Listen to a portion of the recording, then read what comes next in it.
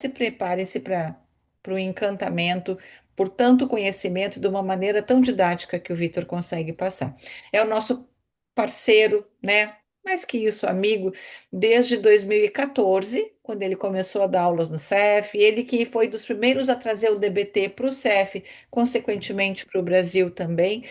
Tem uma larga experiência, toda a sua formação foi no Instituto da Linehan. Teve aula com ela também, que foi a criadora da terapia comportamental dialética, e um excelente professor. E hoje o Vitor está aqui para falar sobre um livro que ele escreveu e que ele organizou, pensando num momento muito especial que é a primeira entrevista, principalmente com casos complexos.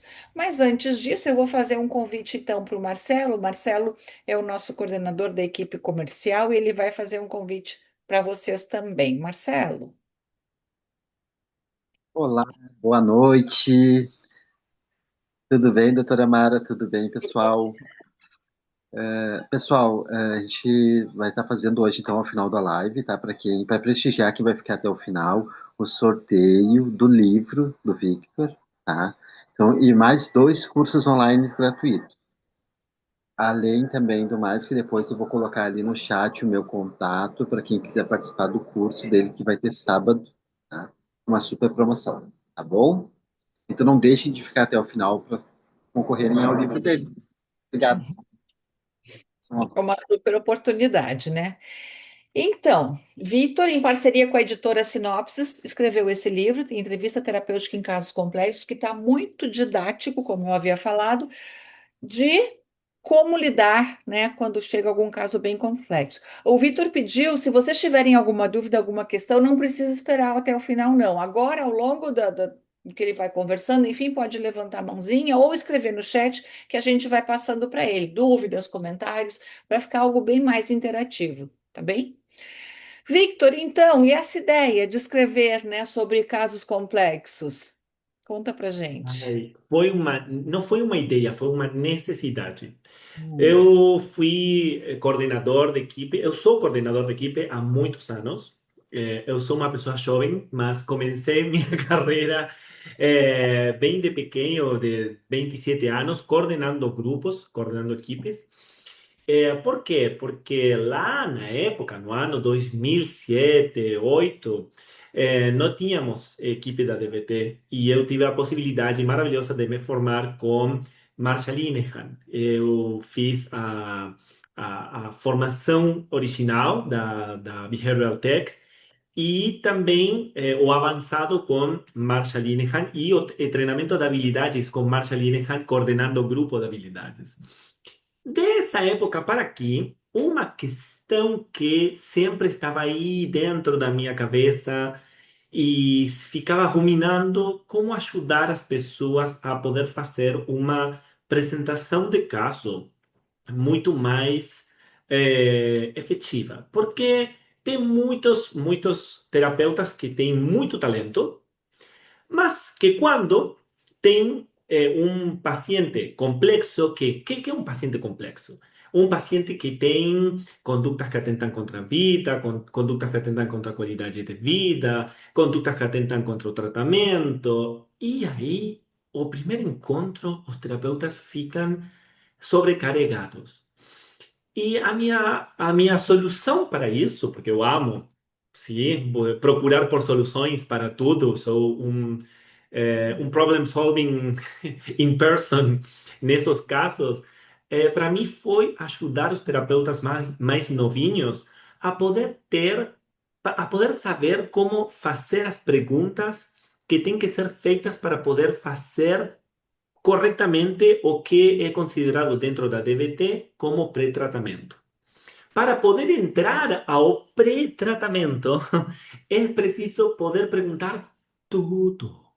Não. Tipo, uma das coisas que eu sempre falo com meus supervisados é: qual é a primeira pergunta que vocês fazem? Sim? A maioria, a resposta é: o que traz você por aqui? Por que vem para aqui? Qual é o motivo da consulta? Isso é impossível com uma pessoa que tem antecedentes de suicídio, de tentativas de suicídio, que tem tem transtornos da compulsão alimentar, que tem restrição alimentar, é impossível, ou que tem abuso sexual. Ninguém pergunta por um abuso sexual, o abuso psicológico. Então, daí que eu comecei a ficar no desespero e comecei a escrever, tipo, para poder trazer aquele livro para vocês. Te ouvindo, Vitor, e isso é tão importante porque aí, por vezes, o terapeuta, ao não fazer essas perguntas, imagino que por inexperiência ou por não querer ser invasivo, são temas delicados, mas aí o tratamento não anda, Não. o tratamento não acontece, e aí a pessoa não sabe por que não está Uhum. desenvolvendo. Teria que Uhum. voltar e observar o que que não foi feito e precisava ter sido feito já desde o começo, né? Não, e não, não somente não anda, o problema é que pode ser iatrogênico. O que Uhum. acontece? Se você não pergunta abertamente sobre determinadas questões, por exemplo, se vocês não perguntam como se a pessoa tem tentativas prévias e planejamento, ideação, desejos, fantasias de acabar com a sua vida, o que pode acontecer é que um paciente, por uma questão social, pode ser agradável, ou por vergonha, não vai a dizer que está planejando se matar e pode se matar dentro das próximas 24 horas. As pesquisas científicas sempre demonstraram que se você não pergunta e aprofunda dentro do primeiro encontro, dos primeiros encontros, sobre a possibilidade da pessoa se quitar a vida, a probabilidade é bem alta de que se quite a vida. Então, tem perguntas que são incômodas, mas que têm que ser feitas. E mesmo também, Mara, uma coisa que eu lembro sempre com os meus supervisados, que acontece muito, que é bem aquele cara ou aquela mulher que é uma pessoa super correta, tímida ou inibida, ou que responde dentro da primeira consulta às perguntas de um jeito muito educado, e o terapeuta fica tranquilo.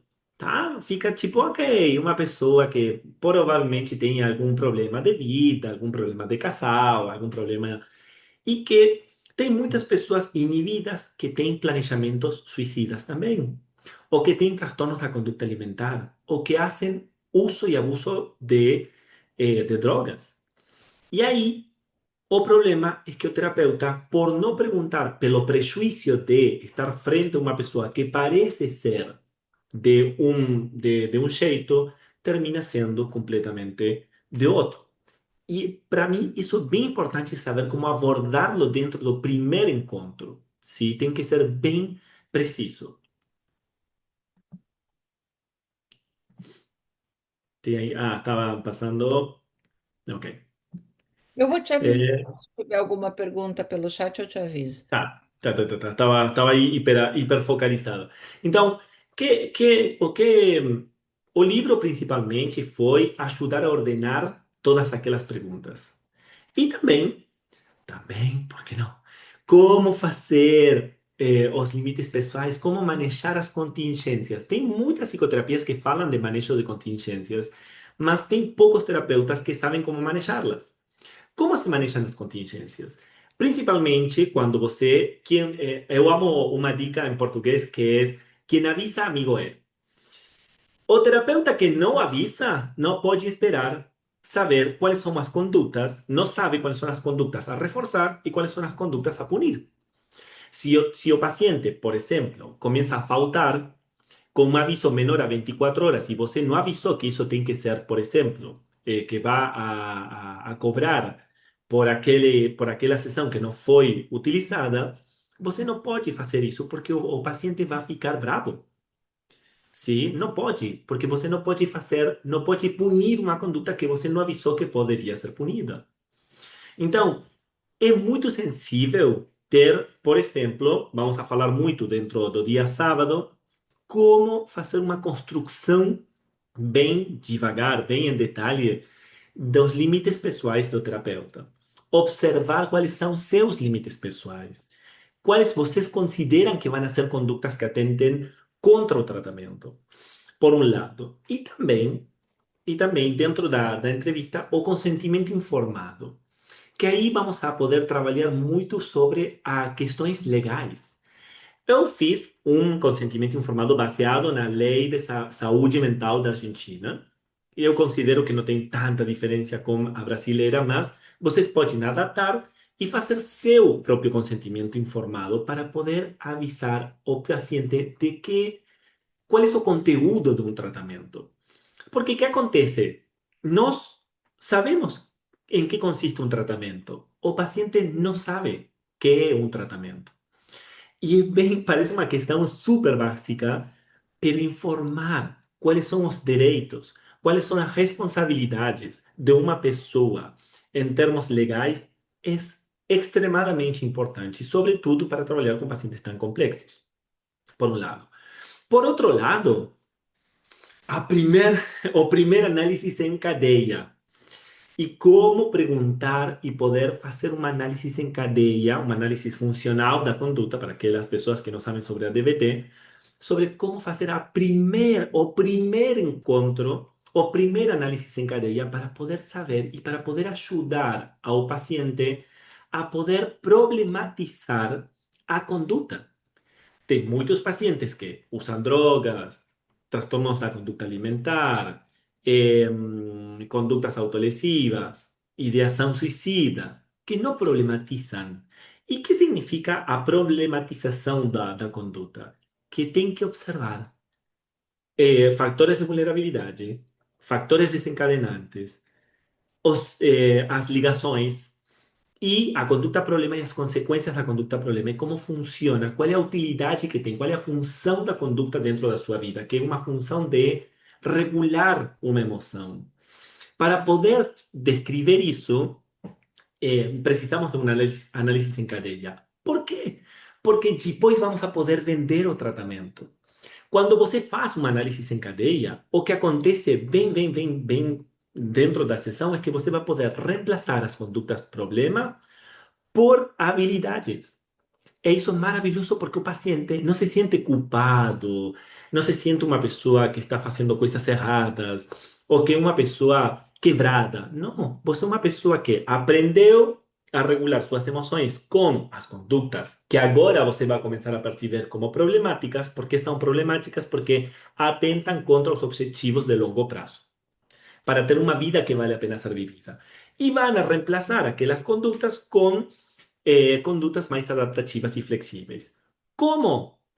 E aí você vai começar a falar sobre a DBT.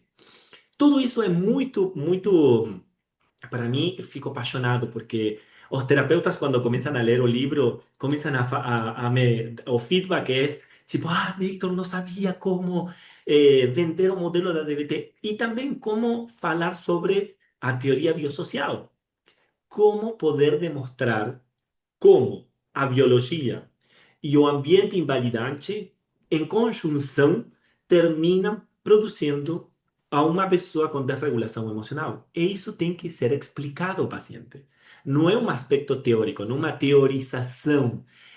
Faz parte da psicoeducação inicial dentro da DBT. E poucos terapeutas da DBT sabem como fazê-lo. De aí que tem um problema enorme. Por quê? Porque a pessoa. Imagina uma questão. Fico apaixonado com aquele tema, né? Como as pessoas têm que saber que sua biologia, que desde o momento do nascimento, sua biologia é diferente. Tem muitas pesquisas de Marshall Linehan, de Thomas Lynch, que já falaram disso. Que você nasce com uma percepção do mundo diferente. Agora, como sua biologia é ou a percepção que você tem dos estímulos é diferente, você vai precisar de ferramentas diferentes, especiais, desenvolvidas para poder lidar com aquela percepção hipersensível, no caso da desregulação emocional. E também vai aprender como o ambiente foi invalidando, sim, suas condutas ou sua percepção do mundo até chegar ao ponto de se sentir completamente incómodo o quebrado como una persona que no pertenece a este mundo, a esta tribu. Então, de aí que é bem importante saber como poder vender a teoria biosocial ao paciente. Quando eu falo de vender, a venda tem que ser tipo, ok, você tem que, eu sempre penso de que o cliente tem que comprar o modelo da DBT. Se não compra o modelo da DBT desde o início, não tem tratamento possível. Marshall Linehan fala disso, que os primeiros encontros são determinantes. Se vocês não sabem como convencer ao paciente que van a tener que atravessar aquele inferno, tem que fazer todas aquelas habilidades, tem que deixar as condutas problemas, tem que deixar de se drogar, tem que deixar de ter compulsões alimentares, tem que deixar de fazer tudo aquilo que foi tão satisfatório no curto prazo para poder fazer habilidades que vão ser satisfatórias no longo prazo. Se o paciente não compra, não tem tratamento. Já o tratamento vai fracassar. E tem muitas pesquisas. Héctor Fernández Álvarez é um terapeuta da Argentina que faleceu há 2 anos, que foi o único que fez uma pesquisa longitudinal que os primeiros encontros são super, mega, recontra, como falamos na Argentina, determinantes para amar a alma quando falamos com a re, porque é uma forma de muito, muito, muito, é tipo re. Super, super determinantes do que vai acontecer depois ao longo do tratamento. Então, por isso, o primeiro encontro é determinante, é vital. E daí também dentro da aula do dia 20, vamos a observar como fazer uma análise em cadeia, como vender a teoria biosocial da DBT e compreender que não são pessoas quebradas, que são pessoas que precisam habilidades, validar a pessoa desde o começo. E também vamos a ter outras condutas para começar a trabalhar, que é como trabalhar com as condutas que atentam contra o tratamento. Ninguém fala sobre isso. Chapman, que é um autor que eu amo, y Risby têm livros escritos sobre como trabalhar com as condutas que atentam contra o tratamento. Ninguém fala sobre como prevenir as condutas que atentam contra o tratamento. No meu livro, o que eu fiz foi como fazer as perguntas para começar a perceber para onde vai.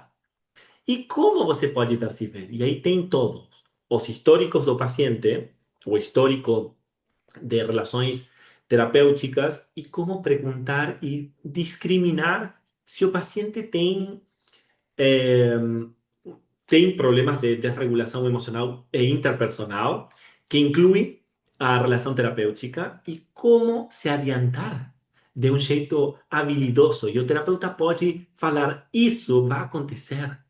E abrir a porta e falar, tipo, ok, você tem maior probabilidade de ter condutas que atentam contra o tratamento. Quais são as condutas que atentam contra o tratamento? X, H, blá, blá, blá, blá, blá. Você pode fazer um planejamento para intervenir e para que o paciente saiba que vai acontecer e que está bem, faz parte. Sim, que o terapeuta não vai ficar tipo, ah, não, não, não está trazendo os registros diários, ai, não, como está acontecendo isso, como é que, não, que surpresa. Não, vocês podem saber. Podem se adiantar. E de aí que eu escrevi um capítulo inteiro sobre esse tema. E depois, tem capítulos sobre as condutas que atentam contra a qualidade de vida, que também tem que saber por quê. Porque a partir das condutas que atentam contra a qualidade de vida, sempre respeitando a hierarquia da DBT, de aí para frente, o que vocês podem fazer é discriminar se o paciente precisa, sim, Mara, e vas a fazer uma pergunta? Não. Se o paciente precisa ir para DBT SUDS, ou seja, fazer foco sobre as condutas de adicções e ter um tratamento complementário com dependência química, se tem que fazer DBT ED, Eating Disorders, para poder ajudar o paciente a se focar na compulsão alimentar ou a bulimia, desregulação emocional mais bulimia, ou se o paciente precisa ir para RODBT, porque é uma pessoa super controlada, que tem como característica principal a restrição alimentar ou anorexia, ou se o paciente precisa fazer foco dentro das condutas de autolesões ou autoinjúrias. E aí, tem todo um capítulo que fala sobre como perguntar sobre as autolesões e como as pessoas se machucam. E poder, bem, discriminar ponto por ponto, escrevi todo um capítulo sobre como fazer cada uma das perguntas e qual é a função da autolesão. Porque existe uma função com reforço negativo e existe uma função reforço positivo. Aí tem pessoas que se machucam porque querem sentir, quitar displacer e tem pessoas que gostam aí da sangue. E aí você vai ter intervenções completamente diferentes, sim, para ajudar o cliente a deixar de fazê-las. Isso é toda uma complexidade que eu adicionei para poder ajudar desde o princípio para o terapeuta saber que perguntar se uma pessoa se está cortando. Ai, não, que horror! Não, calma. Você pode perguntar. Mesmo se você não sabe da DVT e quer derivar o cliente, também tem que saber como fazer uma derivação. Sim, não deixar uma pessoa tipo, não é para mim, vai embora. Sim. Derivação só para. Ah, Aqui na maioria que já conhece, é encaminhar. encaminhar. Eu não trabalho com DBT, ou esse caso, não trabalho com o uso de substâncias, eu preciso encaminhar. O como encaminhar demanda também um cuidado com a pessoa para ela não se sentir abandonada e ver que é um cuidado, inclusive, que está enviando para alguém que tem uma capacidade técnica para recebê-la, mas vai depender desse primeiro encontro também, né? Encaminhar, graças. Obrigado, Amara. Eu sempre. As aulas em espanhol também. É a confusão sempre entre encaminar e derivar. Derivar são as funções de derivação que tem a RFT. Encaminar também para poder, claro, para saber como derivar um paciente, porque senão não é um objeto, não é uma coisa aí que tipo, ele é complexo, vai embora, vai para outro terapeuta. Não, você pode perguntar e encaminar também de um jeito muito cuidadoso, educado, lindo, querido, cálido. Sim, isso é sempre muito importante lembrar que somos seres humanos. Lembrar que somos pessoas que precisamos encaminar, ajudar ao paciente que está precisando ajuda. Isso por um lado. E também tem um capítulo sobre estresse pós-traumático. Que, meu Deus santo do céu. O que acontece aí? Tem muitos terapeutas que confundem uma pessoa com um estresse pós-traumático complexo, uma pessoa que foi abusada sexualmente durante anos, meses, e uma pessoa com transtorno de limite da personalidade. E aí tem tratamentos completamente diferentes. E como fazer a pergunta? Porque tem muito terapeuta que não tem o coragem ou que não tem a determinação de perguntar aquilo que é muito difícil de perguntar porque é muito íntimo. O que é que aconteceu nessa época? Sim, como a violência sexual, violência psicológica, violência emocional, violência econômica, violência física. Como perguntar aquilo? Então, isso para mim é muito importante para poder ajudar o paciente, o terapeuta, a discriminar se aquela pessoa precisa deve ter PTSD de Bohus, deve ter EP da Melanie Harm em segunda etapa, ou se não precisa ter um tratamento por estresse pós-traumático. Mas 70% das pessoas com desregulação emocional cumprem com critérios de transtorno de estresse pós-traumático. E aí vocês têm que saber se é que tem que trabalhar desde o primeiro dia o estresse pós-traumático e a pessoa se cura, vai embora, não retorna nunca mais à terapia, que é maravilhoso. 95% dos pacientes se curam do estresse pós-traumático. E tem, ou é uma pessoa com critérios de desregulação emocional que também tem transtorno de estresse pós-traumático. Aí tem que fazer um esforço e um trabalho muito forte para poder ajudar os terapeutas a poder discriminar bem rápido qual é o tratamento mais efetivo para a pessoa. Sim? Também no dia sábado vamos a falar sobre RODVT. RODVT é um modelo completamente bem novinho que poucas pessoas conhecem. Eu já estou trabalhando com RODBT há 4 anos como coordenador de equipe e de grupos de habilidades, com pessoas super controladas, todo o contrário à desregulação emocional, super inibidas, super perfeccionistas, super isoladas, que precisam de habilidades e que também têm tentativas de suicídio, também têm problemas interpessoais, também têm problemas de drogas, de álcool, de condutas de automachuque, Uhum. ¿sí? Ahí es bien necesario saber cuándo es necesario DBT o RIO-DBT y cómo saber, cómo discriminar desde el primer encuentro o tratamiento que es más necesario para o paciente. ¿Sí? Doutor, tem uma pergunta aqui da Luciana, se você fala sobre TEPT complexo em crianças. Ay, no. Lamento decepcionar, Luciana, mas não. Não trabalho com crianças, eu trabalho com adultos, mas adoraria que alguém escreva sobre como os primeiros encontros com as crianças e com as famílias e, sobretudo, pessoas crianças que estão atravessando situações ou que atravessaram situações de trauma, mas não sou eu o especialista nesse caso. Pero, mas para adiante, as pessoas que sofreram situações traumáticas, sim, aí tem todas as perguntas que você pode fazer para discriminar e ajudar o paciente.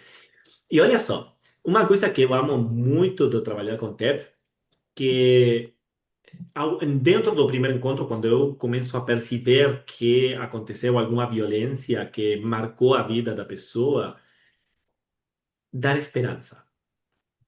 Uhum, E falar que vai se curar, que todo aquele dor, aquele sofrimento vai parar. Depois de um tratamento efetivo, baseado na experiência científica, vai parar. E para. E para mim isso é reparador e uma das coisas mais lindas que tem fazer psicoterapia baseada na experiência científica. E também, não vou dar para essa parte da aula, porque não sou psiquiatra, mas no livro, dois psiquiatras escreveram como fazer o primeiro encontro com psiquiatria também dentro da DBT. Não faz parte do curso porque não sou psiquiatra, mas se vocês gostam para ler e se tem psiquiatras aqui dentro deste encontro, tem muito, tem coisas muito lindas que você pode trabalhar para poder discriminar sobretudo, quando a DBT funciona, porque é um transtorno limite da personalidade com comorbilidade, com bipolaridade, ou quando a DBT informada para bipolaridade tem que ser utilizada com pessoas que têm o diagnóstico de bipolaridade também. Simples, sem diagnóstico de transtorno limite da personalidade. Porque acontece muito que um episódio hipomaníaco ou maníaco assistem ao primeiro encontro e muitas pessoas falam, aquela pessoa tem desregulação emocional. Não, porque quando começa a tomar lítio, de fato, acontece muito que quando começam a tomar algum estabilizador do estado do humor, é bem maravilhoso porque aparece uma pessoa super controlada. Um toque de personalidade. Super lindo. Porque aí você, não, DBT não é para você. Você tem que ir para R ou DBT. E aí, tudo isso faz parte um pouco de saber dentro dos primeiros encontros como arrumar a bagunça que traz as pessoas quando começam a falar e tipo, blá, blá, blá, blá, todo problema, problema, problema, problema, e precisamos um terapeuta treinado em saber que perguntas fazer dentro de um primeiro, segundo, terceiro encontro. Quando eu falo da primeira entrevista, não falo do primeiro encontro somente. Pode ser um, dois, três, quatro encontros que falam da primeira entrevista. Você vai fechar a primeira entrevista quando a pessoa compreendeu para que está aí. Quando a pessoa já sabe para que está aí. Sim? inclusive, eu fiquei pensando, porque tem alguns instrumentos que podem ser usados para utilizar, né? Que você fala ali no Uhum. livro também. Dependendo Sim, da muito. situação, escolhe utilizar alguns instrumentos para avaliar. Exato. Tem instrumentos para avaliar, sobretudo em transtornos da conduta alimentar, em estresse pós-traumático tem como instrumentos para avaliar dissociação, para avaliar TEP, para aprofundar um pouco mais e para poder saber que tem aquelas ferramentas. São o mais usados são DBT ou TEP. Quando? Com os pacientes, Pablo? Isso. É, não tem estadísticas, mas a maioria termina dentro da DBT. É, mas tem a maioria dos pacientes que entram dentro da DBT terminam, maioria 70%, terminam fazendo também tratamento para TEP. É bem necessário saber sobre TEP, bem necessário. É, eu diria que é 50% de todos os tratamentos. Mesmo, eu sou terapeuta IBCT, treinado pela Mara Lins, que eu tinha, o outro dia, estava falando com um casal, e tá completamente tocando as feridas da outra pessoa o tempo inteiro, o tempo inteiro, o tempo inteiro, o tempo inteiro. Cada discussão, cada conversa terminava tipo... tss, tss, tss. E eu parei, falei para eles, para ela e para ele, não podemos continuar assim, tem que reprocessar eventos traumáticos. Ok, ok, Víctor, ok, tá. Fueron, reprocesaron eventos traumáticos 2 meses, retornaram e falaram: Víctor, eu estava fazendo bosta, estava falando bostas da minha mulher, porque, claro, eu pensava que ela queria me machucar como a minha mãe me machucava quando eu era uma criança, tá, tá, tá, tá, tá, tá. E começou a todo ter muito sentido. E eu falei, claro, faz todo sentido do mundo. E de aí foi conduzir assim as pessoas a terminar o tratamento dentro da IBCT. Super lindo, maravilhoso. E isso eu fiquei pensando, é legal essa pergunta do Paulo, porque a DBT também faz isso. Começa o tratamento, inicia, avalia bem, e pode até já avaliar lá na primeira entrevista, nessa primeira etapa, que sim, tem um trauma, mas precisa preparar a pessoa para depois ela trabalhar o trauma, né? Que aí tem a DBT da exposição prolongada ou trabalhar estresse pós-traumático. E aí Uhum, e volta o tratamento DBT também, né? Como uhum. você fez com esse casal também, né? Então, faz uma pausa, foca no trauma e volta depois para DBT. Mas para isso precisa Exato, de uma boa avaliação. exato. E daí, quando você começa a avaliar dos primeiros encontros, aí tem a resposta. Você já sabe que isso vai acontecer e também pode falar e se colocar o paciente para falar que isso vai acontecer. Não tem como não acontecer. Isso é maravilhoso porque você dá aquela segurança. Sim, viu?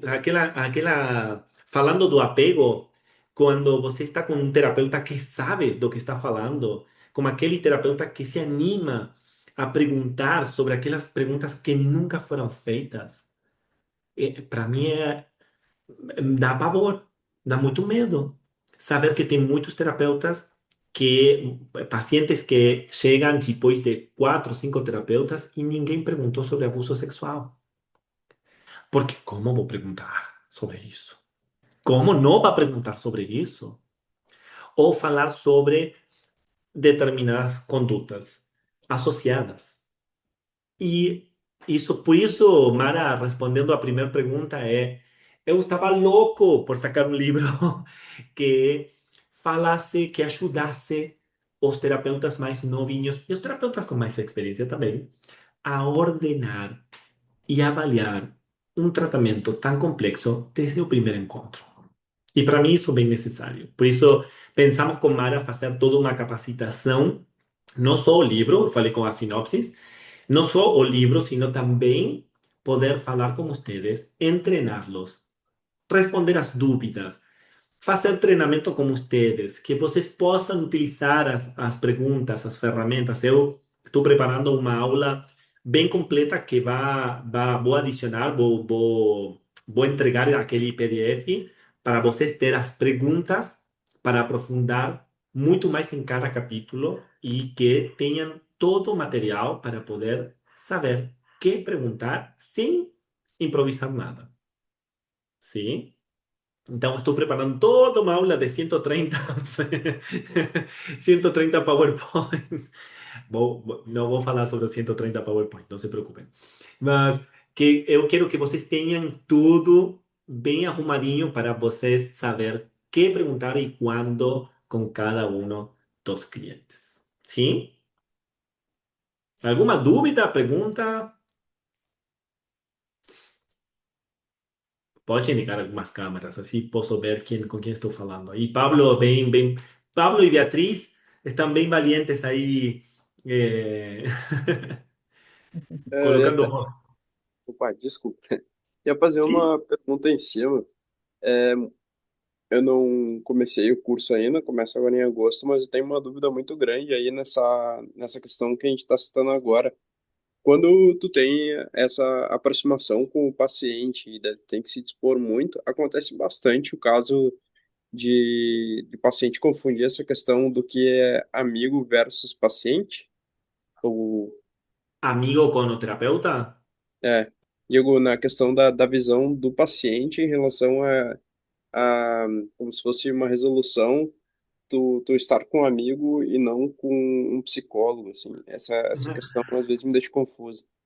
Olha, se um paciente fala que ele se sente com um amigo falando comigo, é um prazer, é um Uhum. cumprimento. Para mim, a melhor coisa que pode acontecer é que ninguém saiba que eu estou fazendo intervenções super complexas, porque isso fala muito bem de mim. Ou seja, criar uma linda aliança terapêutica e também saber quais são os limites. Sim, por isso, Pablo, no meu livro, falo muito sobre como fazer enquadrar como tipo, saber qual é o tratamento, ¿sí? Orientar que esto es una relación terapéutica y cuáles son los límites de la relación terapéutica, ¿sí? Desde el inicio, Pablo, desde el inicio, y al mismo tiempo que você se sienta cálido, que dê vontade de falar comigo, que sinta confiança de falar todos os seus segredos mais profundos, isso é maravilhoso.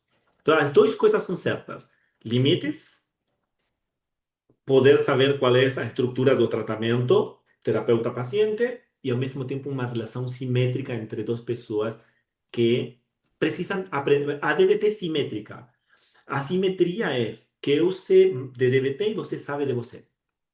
Então você tem que me ensinar sobre vocês, eu tenho que te ensinar sobre a DBT. Isso é maravilhoso, porque ninguém sabe mais que ninguém. É tipo uma relação entre iguais.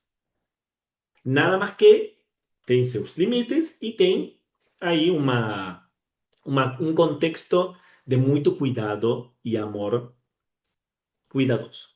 Sim? Acontece muito com as condutas que atentam contra o tratamento, eu falo aí dentro do livro. É bem comum, eu tenho terapeutas cujas pacientes aconteceu este ano 3 vezes já, que falam, fiquei namorado, enamorada do meu Apaixonado. terapeuta, apaixonado. Eu fiquei apaixonado, estou esquecendo as palavras em português.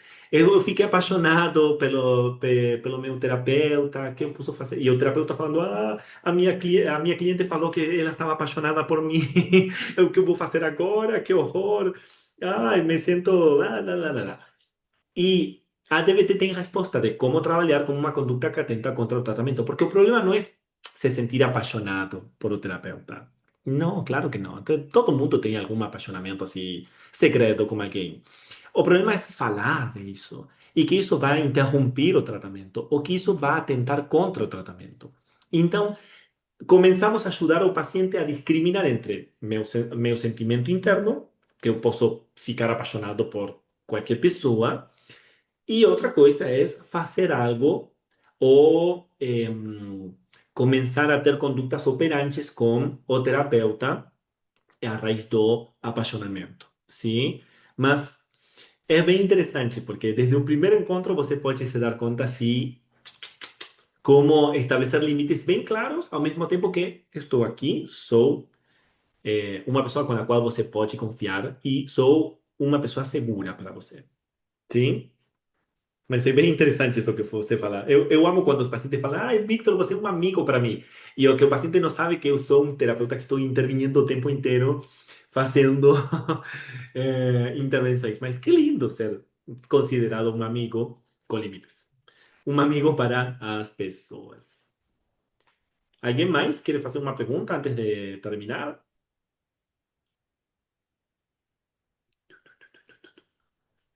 Hum. Todo mundo ficou aí com... Vamos lá, Luciana. Luciana, vamos aproveitar esse momento precioso. Vamos lá.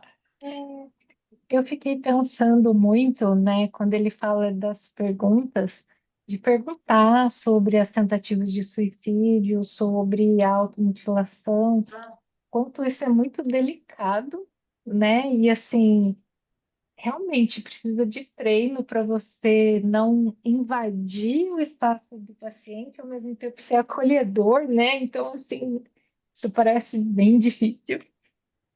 Você vai, dentro do treinamento do dia sábado, vou treinar vocês de como fazer perguntas de um jeito acolhedor, ao mesmo tempo firme. É uma coisa que você tem que perguntar com firmeza e com amor. Das duas coisas. E ser bem acolhedor, acolhedora. Então, vai fazer parte do treinamento para você. Eu vou treinar vocês a fazer as perguntas, não é somente um Uhum. treinamento teórico. Eu quero que vocês Sim, participem e façam parte do role-playing.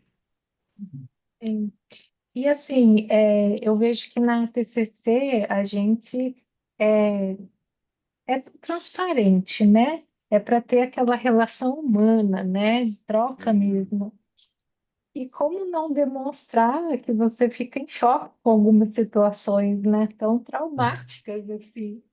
Porque nessa relação humana dói, né? Ouvir determinadas histórias. É, E é bem difícil, sobretudo o trabalhar abuso isso. sexual. Comigo acontece muito quando estão falando de bullying ou abuso sexual, é tipo, como aquela sensação de. Não, eu acho que também a transparência e também falar com o paciente. Meu Deus, que horror. Como foi isso, né? Que horror o que acontece com o mundo muitas vezes. Que horror. Eu fico também conectado com uma tristeza totalmente e o paciente recebe muito bem um terapeuta que se conecta com as suas emoções. E ao Sem mesmo cair, tempo, claro, sem cair no desespero, nem, ai, não, sim, o que aconteceu com você? Não, não, não. Tipo, que horror, que horror. sim, Meu é, Deus, vou te ajudar. instilar essa esperança, né? Como você fala. Uhum. Eu vou te ajudar. Eu sempre falo, tenho certeza de que este tratamento é o indicado para você. De fato, eu tenho certeza, não é uma crença, é uma certitude de que o tratamento vai ajudar o paciente, tá? Obrigada.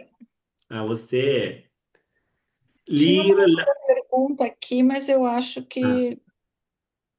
ler lá Ali, em... tá ali, vamos ali, querida. Oi, Lidiane, gente, boa noite. vamos Então, lá. eu tenho uma dúvida. Eu também estou começando agora na DBT. Eu tenho atendido alguns casos bem complexos e minha dificuldade é a seguinte: saber como colocar um limite também naquele suporte que a gente dá entre as sessões. Porque eu vejo assim que muitas vezes eu fico tão à disposição que qualquer mensagem que o paciente enviar, eu vou estar ali respondendo, e às vezes nem é uma situação de crise em si. Então, achar esse limite é algo que eu gostaria assim Hum, de entender melhor, sabe? Qual que é o limite entre esse suporte que a gente vai dar, entre aquele limite nosso e como colocar isso para o paciente, que aquele ali é um espaço, sim, seguro, de vínculo, mas que tem também, assim, um ponto em que para, que tem que ser o paciente com aquilo que a gente trabalha.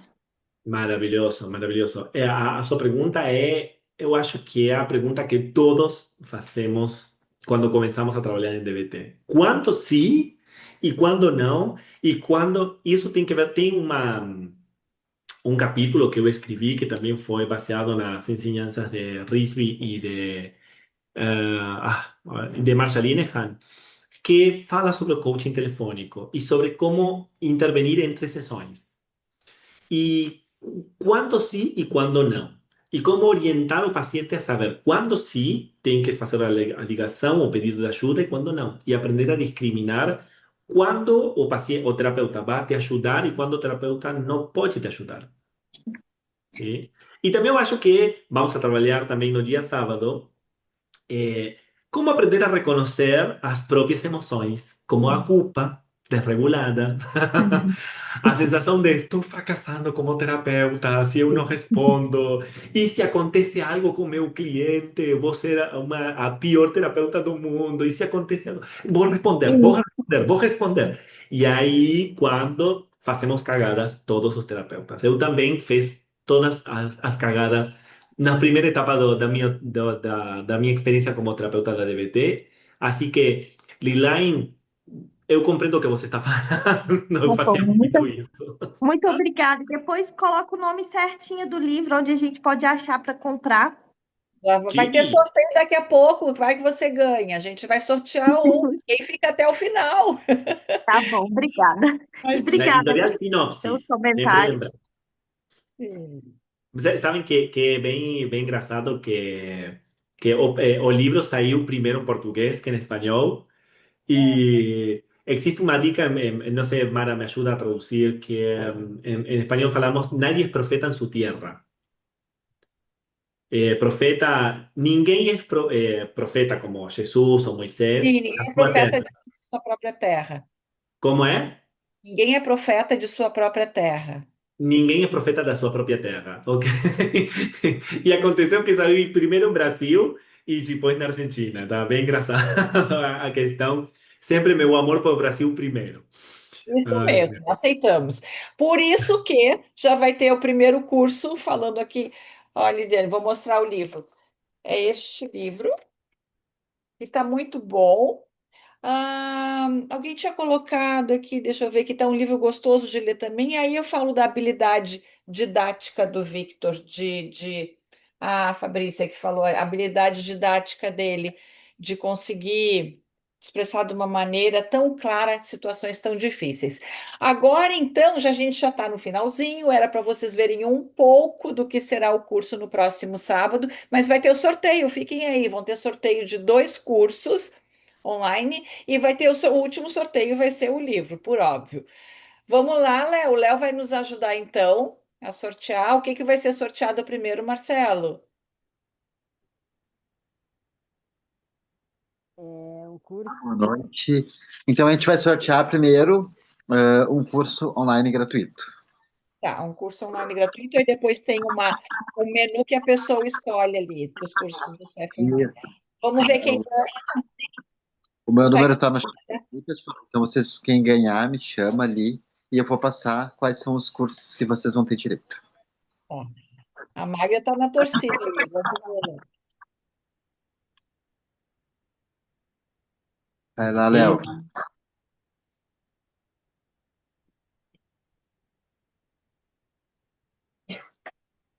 Cláudia Menezes. Parabéns, Cláudia. Vamos ver se ela está aqui. Se ela não tiver, Cláudia está por aqui.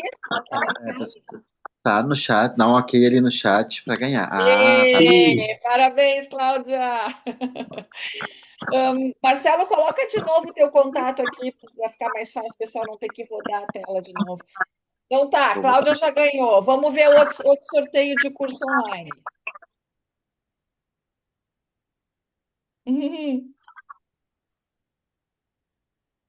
Beatriz Gameiro. Beatriz, tá Oba! aqui? Sou eu! Tô! Beleza, parabéns. Entre em contato ali, Obrigada! entre em contato ali com o Marcelo para escolher qual curso. E agora, o grande último sorteio do livro do Victor, que fala sobre a entrevista terapêutica com casos complexos. Quem ganhou? Carla.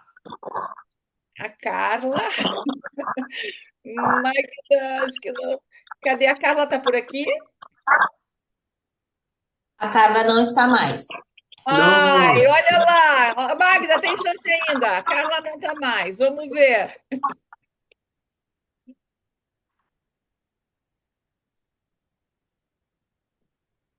Não, Beatriz já. Beatriz- Isso, pode sortear.